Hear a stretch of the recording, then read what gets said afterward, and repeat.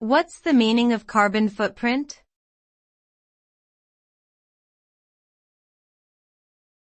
Carbon footprint.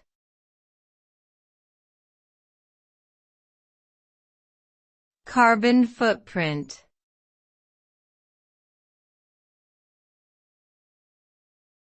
Carbon footprint.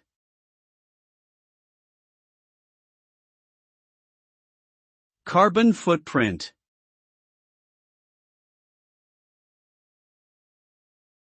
A carbon footprint is the total amount of greenhouse gas emissions generated by an individual, organization, or product.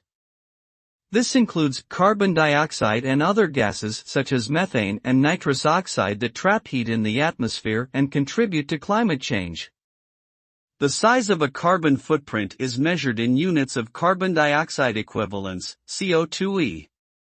By reducing our carbon footprints, we can help mitigate the impacts of climate change and ensure a more sustainable future for ourselves and future generations.